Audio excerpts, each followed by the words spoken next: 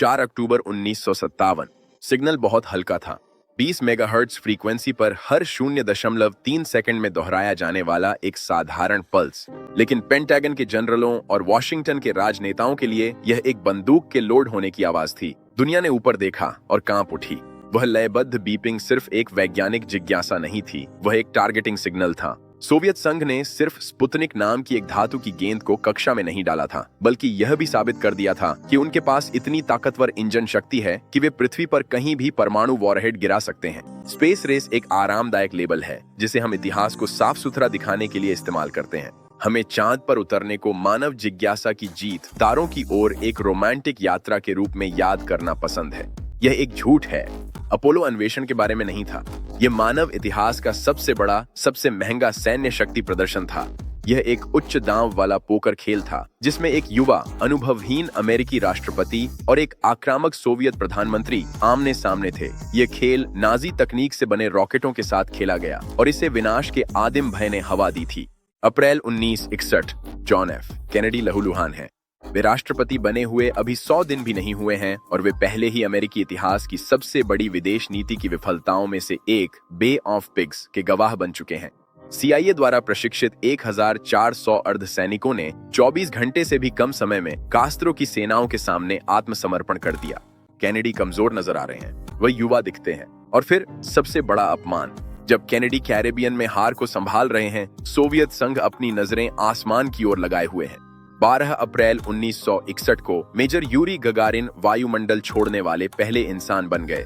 उस मुस्कान को देखिए, इसने पश्चिमी देशों को डरा दिया। यह सिर्फ एक हेलमेट पहने आदमी नहीं था, यह नए सोवियत मानव का चेहरा था।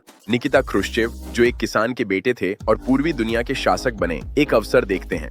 उनके लिए अंतरिक्ष शुद्ध प्रचार है। हर सोवियत सफलता इस बात का प्रमाण है कि साम्यवाद मानवता के लिए श्रेष्ठ प्रणाली है।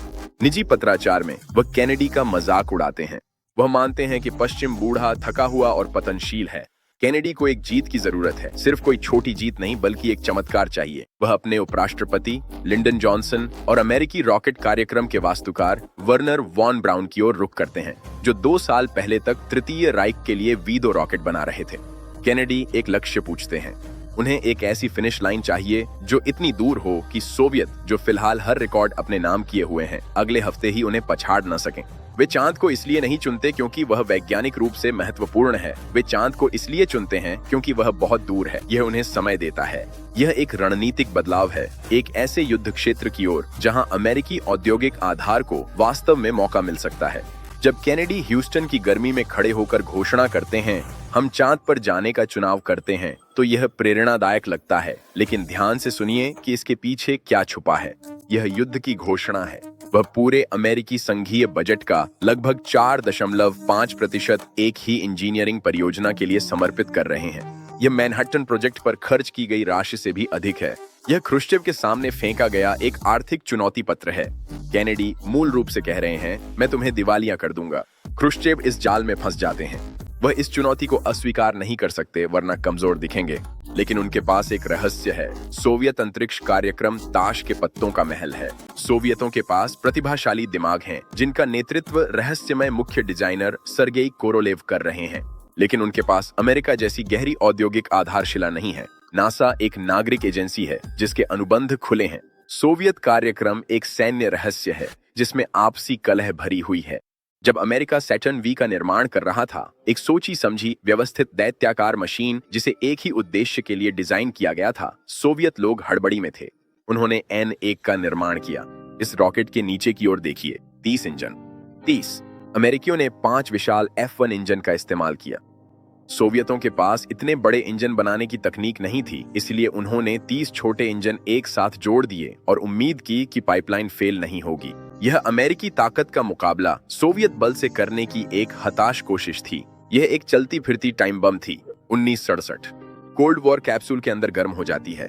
जनवरी में अमेरिका ने अपोलो 1 के दल ग्रिसम, व्हाइट और चैफी को लॉन्च पैड पर एक झटके में लगी आग में खो दिया। शुद्ध ऑक्सीजन का वातावरण कैप्सूल को कुछ ही सेकंड में भट्टी में बदल देता है। 3 महीने बाद सोवियत अपनी खुद की त्रासदी के साथ जवाब देते हैं। व्लादिमीर कोमारोव को सोयुज 1 में लॉन्च किया जाता है, एक ऐसा यान जिसे दोषपूर्ण माना जाता था। उसे पता था कि वह वापस नहीं आएगा। कहा जाता है कि उसने यह मिशन अपने दोस्त यूरी गगारिन को पायलट बनने से बचाने के लिए लिया था।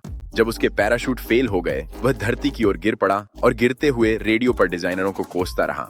दोनों पक्ष बहुत तेजी से आगे बढ़ रहे हैं, सुरक्षा प्रोटोकॉल की बजाय राजनीतिक दबाव से प्रेरित होकर। दोनों पक्षों का खून बह चुका है, लेकिन फिर संतुलन हमेशा के लिए बदल जाता है। सोवियत मास्टरमाइंड सर्गेई कोरोलेव एक सामान्य सर्जरी के दौरान मर जाते हैं। सोवियत कार्यक्रम अपना नेतृत्व खो देता है। उसकी प्रतिभा के बिना, जो अराजक सोवियत उद्योग को एकजुट रखती थी, N-1 रॉकेट का नाश तय है। अपोलो 11 के लॉन्च से कुछ ही हफ्ते पहले सोवियत N-1 को लॉन्च करने की कोशिश करते हैं। ये कुछ मीटर ऊपर उठता है, फिर वापस गिर जाता है। इसके परिणाम स्वरूप हुआ विस्फोट मानव इतिहास के सबसे बड़े गैर परमाणु धमाकों में से एक है। ये लॉन्च पैड को पूरी तरह नष्ट कर देता है। CIA के सैटेलाइट्स जलने के निशान कैद कर लेते हैं। उन्हें पता चल जाता है कि दौड़ खत्म हो चुकी है। सोवियतों के पास चांद तक पहुंचने का कोई रास्ता नहीं है। जुलाई 1969।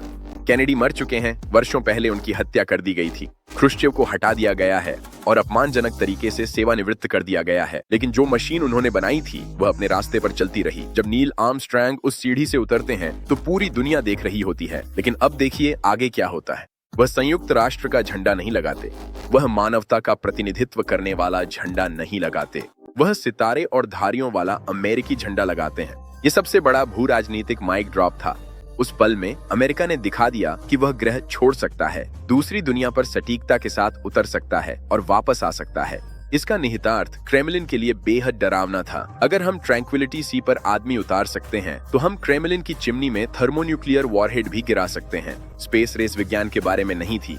हमें टेफ्लॉन, वेल्क्रो और सैटेलाइट टीवी जरूर मिले, लेकिन असली नतीजा सोवियत संघ की मनोवैज्ञानिक हार थी। उन्हें एहसास हो गया कि वे अमेरिकी सैन्य औद्योगिक तंत्र से मुकाबला नहीं कर सकते। सोवियत अर्थव्यवस्था अगले 20 साल तक घिसटती रही, लेकिन उसका जज्बा लॉन्च पैड पर ही टूट गया था। चांद पर बने पद चिन्ह स्थायी हैं। वे लाखों सालों तक रहेंगे। और उसी तरह वह संदेश भी जो उन्होंने दिया, पृथ्वी की लड़ाई में जो आकाश को नियंत्रित करता है, वही दुनिया पर राज करता है।